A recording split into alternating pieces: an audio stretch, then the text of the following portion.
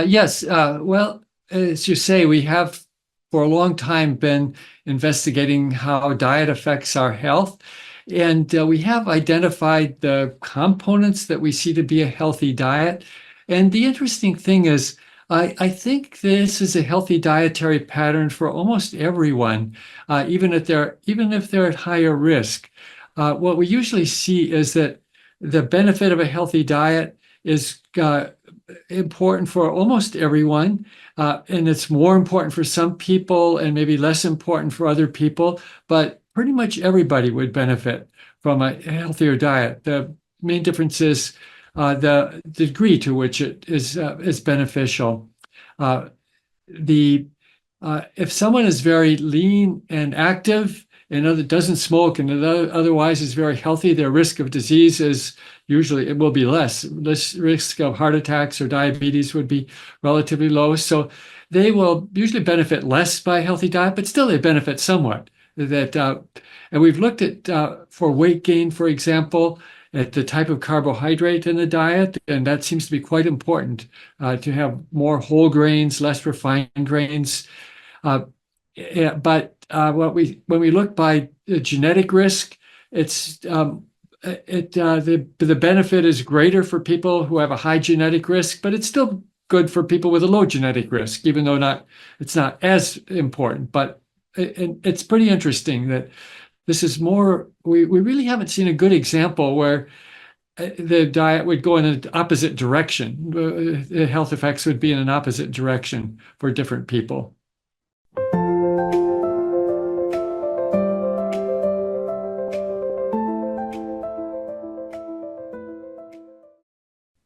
Yes. Uh, Actually, there's a lot of work ongoing in this area, and I don't think we have all the answers yet. But and some people will maybe will benefit from some individualized dietary advice. But for example, some people are more sensitive to sodium or salt in the diet, and they would benefit greater by reducing the salt to quite a low level. But almost everybody has some benefit for reducing the sodium intake in their diet. So I think and that's an important point because it's the main public health tools that we have are things like policy changes, economic subsidies or taxes, and cultural change. And that doesn't work very well for individuals. Those are really cultural changes that help people. That's the most powerful way to move a population and individuals to a healthier diet is to shift the whole cultural change. For example, it used to be here in the US that almost all men smoked tobacco. But we've had a big cultural change that I can go a week and I never see anyone smoke tobacco. It's just not something that would be socially acceptable in most situations, in most social groups or in individuals. But when I was a student, people smoked in the classroom even. It's just not imaginable. So the most effective changes are actually not individual changes. They're cultural changes where we move the whole population toward a healthier diet or lifestyle in general.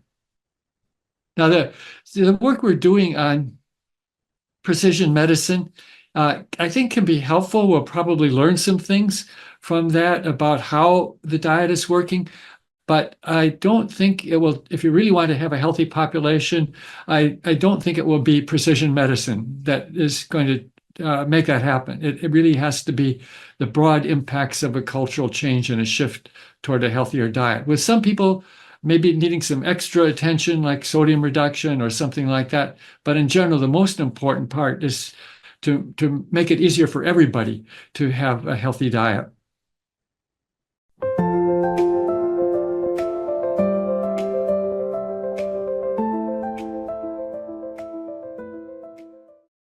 Yes. Well, yes, you're right. The topic of ultra processed foods is getting a lot of attention, but I think it's actually a distraction. Clearly we all agree that there are a lot of unhealthy foods, and especially sugar sweetened beverage, Coke, for example, and processed meats. So if you create a score that has processed meats and Coke or soda, sugar sweetened beverages in that score, of course that's going to look bad, even if there are healthy things in the part of the score. So, but what we see is that the classification of ultra processed foods includes some foods that are actually quite healthy, like whole grain foods. And a lot of foods that are not ultra processed are not healthy, like too much white rice is not considered an ultra processed food, but that's not a healthy food. It would be better to be having whole grain rice. And too much red meat is not ultra processed, but that's not good for us either. So I think this ultra processed idea is really a distraction. We should focus more on the things that we know are important, like whether a food is whole grain or refined grain, very important, or whether it has too much sodium or too much sugar or unhealthy fats. Those are the things that are really important. And of course, not too much red meat and plenty of fruits and vegetables. That's what really makes a healthy diet. And this idea, this ultra processed idea, there's too many false negatives and too many false positives.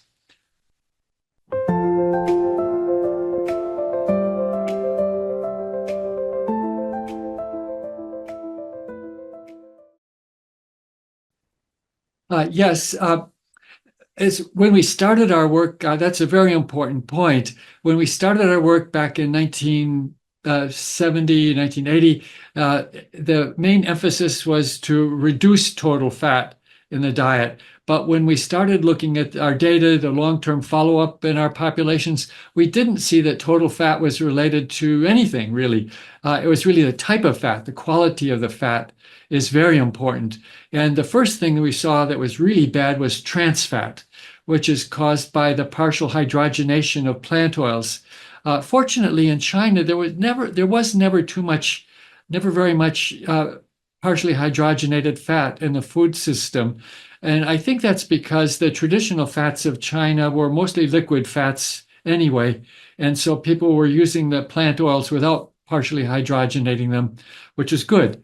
But in many countries around the world, most of the plant oils, the plant fats were being partially hydrogenated that creates trans fats, and they're by far the worst type of fat. We also see that there's a little increase in risk of cardiovascular disease and diabetes with saturated fat, but then very strong benefits of unsaturated fat, particularly polyunsaturated fat, that's both essential and also reduces blood cholesterol, has lots of antioxidants in it. I actually don't remember seeing data on the effects on endothelial function, but almost for sure that will be beneficial as well because there are anti-inflammatory effects of plant oils. There's a misconception that omega-6 fatty acids are pro-inflammatory. That's simply wrong. That was a hypothesis, but all the studies show no increase in inflammation. Many studies show many studies show decrease in inflammation with omega-6 polyunsaturates. So we need both omega-6 and omega-3. There's been controversy about that, but we clearly need them both. They both have good health effects. So that would be things like soybean oil, peanut oil, rapeseed oil. Those are very healthy fats, as long as we don't partially hydrogenate them. So when we replace saturated fat with those healthy plant oils, then we really get a double win. Where we reduce the saturated fat, we increase the polyunsaturated fat. I know in much of the world, including China, palm oil is a major source of fat because it's probably the least expensive. And I brought samples from Beijing, from Shanghai, from McDonald's, and we've analyzed them in our laboratory, and it was all palm oil that we saw. And that's not such a good type of fat. It's much better if it's more polyunsaturated, like again, peanut oil, rapeseed oil, or soybean oil. Those are very good types of fat to use, and they have both omega-6 and omega-3 fatty acids in it. So type of fat is really important.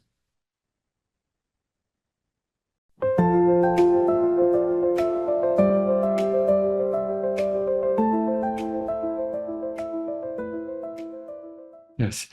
Well, this is really a worldwide global problem. You're absolutely right that cardiovascular disease is the number one cause of death in almost all countries right now. And it's increasing, often now because of diabetes being when we look across the world, the changes that are happening very quickly. Usually the first thing we see is an increase in diabetes.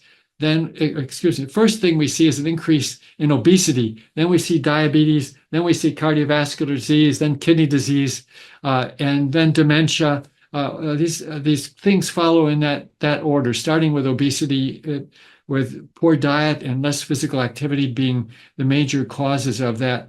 But then the complications occur over decades later. So in many parts of the world, we're just in the early phase of this epidemic with obesity and diabetes, but there's much worse things to come in the future. So diet is really important in preventing the diabetes, the weight gain in the beginning. And the overall dietary pattern that we see, again, the overall dietary pattern with a generous amount of fruits and vegetables and whole grains, not refined grains, small amount of red meat if we like that, maybe one serving of dairy a day.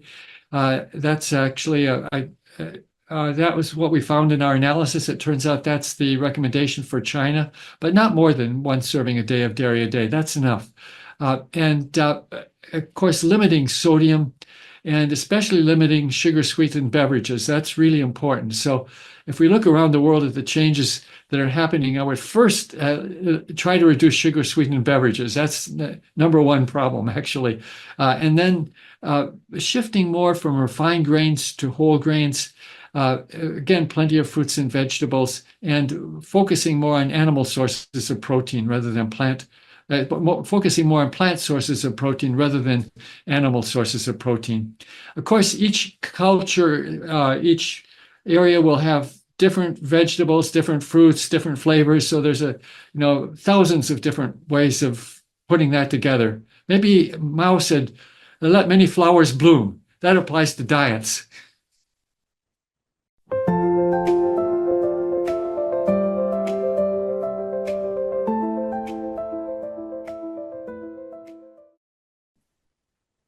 Well, I think nutrition is really, I think, a wonderful area to work in because it has, for science, for interest in understanding biology, it is really so interesting, so complicated, and we're still learning a lot about how diet works and ways to help people have better diets, but it also has direct benefits for health of people and whole populations at the same time. So it's really quite nice to work in an area where you can be at the cutting edge of science, whether it's genetics or metabolomics or proteomics or public health, and it has at the same time has direct benefits for people to help them live happier lives and better lives.